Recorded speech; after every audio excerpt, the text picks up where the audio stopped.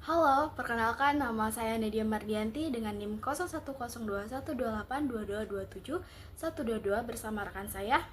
Perkenalkan, nama saya Sanida Amanda dengan NIM 01011822227012. Di sini kami akan menjelaskan mengenai sirkulasi ekonomi di negara Prancis dan Switzerland. Ekonomi sirkular berbeda dari proses produksi linier yang masih tersebar luas saat ini. Dalam sistem ekonomi linier, bahan baku diekstraksi dan produk akan diproduksi, lalu dijual, lalu dikonsumsi, dan dibuang. Hal ini menyebabkan kekurangan bahan baku, emisi limbah dalam jumlah besar, dan masalah lingkungan. Dalam ekonomi sirkular, produk dan material tetap beredar. Hasilnya lebih sedikit bahan baku utama yang digunakan dibandingkan dalam sistem linier. Selain itu, produk mempertahankan nilainya lebih lama dan lebih sedikit limbah yang dihasilkan. Jadi, ekonomi sirkular adalah pendekatan terpadu yang mempertimbangkan siklus secara keseluruhan dari ekstraksi bahan mentah melalui desain produksi, distribusi, dan fase penggunaan yang dimaksimalkan hingga daur ulang. Perubahan pola pikir diperlukan di antara semua pemangku kepentingan jika produk dan material ingin tetap bertahan. Di sini kami akan menjelaskan mengenai sirkulasi ekonomi di negara Swiss. Dalam ekonomi sirkular, bahan baku digunakan secara efisien dan selama mungkin. Ketika siklus material dan produk ditutup, bahan baku dapat terus digunakan kembali. Hal ini menguntungkan lingkungan dan ekonomi Swiss. Pemerintah federal bekerja sama erat dengan komunitas bisnis, mendukung teknologi lingkungan yang inovatif dan dalam beberapa kasus memperkenalkan langkah-langkah regulasi. Salah satu produk desain ramah lingkungan untuk produksi sirkular yang diterapkan di negara Swiss ialah eco-design. Eco-design itu sendiri dapat diartikan mengenai pendekatan yang secara sistematis memasukkan pertimbangan lingkungan ke dalam perencanaan, pengembangan, dan desain produk sejak awal dengan menggunakan penilaian siklus hidup. Eco-design mencari konsep, bahan, dan teknik konstruksi yang meminimalkan konsumsi sumber daya dan bahan baku suatu produk selama siklus hidupnya. Untuk memaksimalkan masa pakai suatu produk dan memastikan bahwa produk tersebut dapat didaur ulang setelahnya, aspek-aspek ekonomi sirkular perlu dipertimbangkan selama fase desainnya. Produk harus dirancang dan diproduksi sedemikian rupa sehingga menggunakan sumber daya minimum, tahan lama, modular, dan mampu diperbaiki serta dapat dibongkar. Sirkulasi ekonomi di negara Swiss. Sebagai negara dengan sedikit bahan baku, Swiss telah menerapkan pendekatan ekonomi sirkular sejak pertengahan tahun 1980-an dan telah berhasil menutup beberapa siklus. Pada tahun 2018, hampir 12 juta dari total 17,5 juta ton bahan pembongkaran termasuk beton, kerikil, pasir, aspal, dan batu bata didaur ulang. Lebih dari 5 ton terutama bahan pembongkaran campuran belum berada dalam siklus tertutup. Dalam hal limbah kota, lebih dari setengahnya dipisahkan, dikumpulkan, dan didaur ulang. Namun, tingkat daur ulang Swiss yang tinggi sebanding dengan volume limbah yang sangat besar. Hampir tidak ada negara lain yang menghasilkan limbah kota sebanyak itu dibandingkan dengan jumlah penduduknya. Masih banyak yang harus dilakukan untuk mencapai ekonomi sirkular. Misalnya, di masa mendatang, lebih banyak serat tekstil, bahan bangunan, plastik, dan limbah biogenik dapat tetap berada dalam siklus. Selama beberapa tahun terakhir, bisnis semakin mempertimbangkan prinsip-prinsip ekonomi sirkular. Konsumen juga memiliki peran penting dalam ekonomi sirkular yang berfungsi. Mereka dapat berkontribusi pada transisi melalui konsumsi berkelanjutan dan dengan menggunakan produk selama mungkin. Mereka juga memiliki kekuatan untuk memastikan bahwa produk semakin banyak dibagikan, digunakan kembali, diperbaiki, dan diperbarui. Dan pada akhirnya produk tidak dapat digunakan lagi, dikumpulkan, dan dibuang secara terpisah. Contoh pengadaan publik di tingkat federal, kanton, dan otoritas lokal, serta di sektor swasta juga memiliki peran utama dalam transisi menuju ekonomi yang lebih sirkular. Swiss melakukan daur ulang dan di mana negara apel tersebut dapat meningkatkan pengelolaan limbahnya. 1. Pajak kantong sampah mendorong daur ulang. Swiss telah menjadi negara pelopor dalam daur ulang sampah kota. Pemberlakuan pajak kantong sampah pada tahun 1990-an mendorong masyarakat untuk secara sukarela mendaur ulang barang-barang yang memenuhi syarat di tempat pengumpulan. Jumlah sampah yang dikumpulkan dan dipisahkan per kapita telah berlipat ganda dan 30 tahun terakhir. Saat ini Swiss mendaur ulang dan membuat kompos sebanyak 52% dari sampah kotanya. Slovenia, Jerman, dan Austria menduduki peringkat teratas dengan porsi melebihi 60%.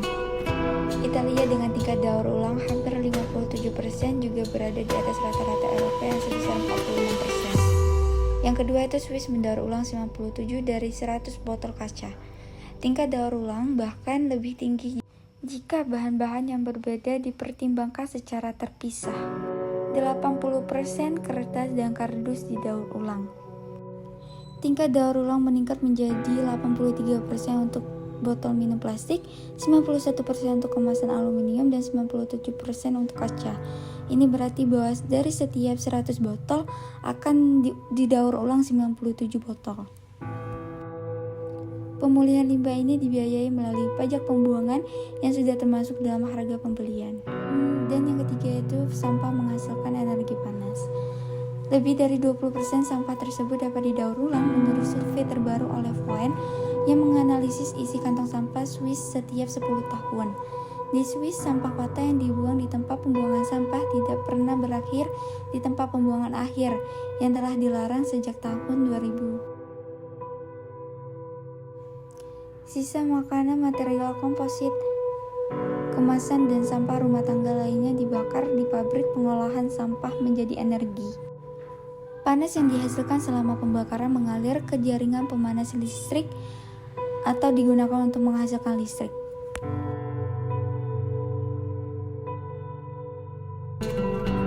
Negara yang terapkan ekonomi sirkular selanjutnya ialah Prancis.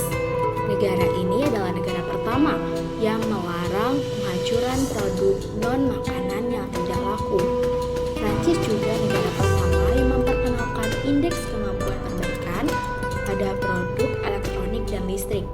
Dan di tahun 2020, Prancis menetapkan undang-undang anti limbah dengan target penghapusan kemasan plastik sekali pakai pada tahun 2040. Prancis telah mengadopsi prinsip ekonomi sirkular secara komprehensif dengan fokus pada pengurangan limbah, daur ulang, dan perbaikan produk. Berikut ada beberapa aspek utama dari penerapan ekonomi sirkular di Prancis. Yang pertama, adanya kebijakan dan inisiatif. Kebijakan dari inisiatif ini meliputi beberapa hal. Yang pertama, indeks kemampuan perbaikan. Prancis menjadi negara pertama yang memperkenalkan indeks kemampuan perbaikan untuk produk elektronik dan listrik. Indeks ini menilai produk berdasarkan kemudahan reparasi, ketersediaan suku cadang, dan dokumentasi perbaikan. Tujuannya untuk meningkatkan kesadaran konsumen dan mendorong produsen untuk merancang produk yang lebih mudah diperbaiki. Lalu yang kedua, adanya larangan kemasan plastik. Mulai Januari 2022, Prancis melarang kemasan plastik untuk hampir semua buah dan sayur. Langkah ini bertujuan untuk mengurangi penggunaan plastik sekali pakai dan mendorong penggunaan kemasan yang dapat didaur ulang atau digunakan kembali. Lalu yang ketiga, adanya KP reparasi. Inisiatif KP reparasi telah muncul di berbagai kota, termasuk kota Paris, di mana masyarakat dapat membawa kembali barang-barang mereka untuk diperbaiki dengan bantuan relawan. Ia tidak hanya mengurangi limbah, tetapi juga mempromosikan budaya perbaikan di masyarakat. Lalu bagaimana dampaknya terhadap lingkungan? Penerapan ekonomi sirkular di Prancis bertujuan untuk mengurangi dampak lingkungan dari limbah elektronik dan plastik dengan memperpanjang masa pakai produk melalui perbaikan dan daur ulang, Prancis berharap dapat mengurangi emisi karbon yang dihasilkan dari produk baru. Sebuah studi menunjukkan bahwa memperpanjang umur mesin cuci dan perangkat lainnya dapat mengurangi emisi CO2 secara signifikan. Lalu, bagaimana sih tantangannya? Meskipun ada kemajuan, tantangan tetap ada dalam implementasi ekonomi sirkular di Prancis. Misalnya, meskipun terdapat undang-undang baru tentang kemampuan reparasi, beberapa kritik muncul mengenai potensi konflik kepentingan jika produsen menilai produk mereka sendiri. Selain itu, perubahan kebiasaan konsumsi masyarakat juga memerlukan waktu dan edukasi yang berkelanjutan. Lalu, bagaimana sih contoh produk dari ekonomi sirkular di Prancis? Di sini saya akan menyebutkan 4 contoh dari ekonomi sirkular di Prancis. Yang pertama itu adalah produk elektronik dengan indeks kemampuan perbaikan. Maksudnya di sini, Prancis mewajibkan produk elektronik seperti smartphone, mesin cuci untuk menampilkan indeks perbaikan mereka. Sebagai contoh, beberapa produk dari Samsung dan pabrikan lainnya telah mendapatkan peringkat tinggi karena dirancang untuk memudahkan perbaikan. Lalu yang kedua ada pakaian dan sepatu. Prancis memperkenalkan skema subsidi untuk perbaikan sepatu dan pakaian. Subsidi ini berkisar antara 6 hingga 25 euro tergantung pada tingkat kerumitan perbaikan. Lalu yang ketiga ada pabrik daur ulang plastik. Nah, ini dan yang terakhir adanya industri tekstil berkelanjutan. Beberapa merek fashion di Prancis mulai menerapkan prinsip ekonomi sirkular dengan menggunakan bahan daur ulang dan mendukung program daur ulang pakaian. Jadi, Prancis menunjukkan komitmen yang kuat terhadap ekonomi sirkular melalui kebijakan inovatif dan inisiatif masyarakat dengan fokus pada perbaikan, pengurangan limbah, dan penggunaan kembali sumber daya. Negara ini berupaya menciptakan sistem ekonomi yang lebih berkelanjutan dan ramah lingkungan.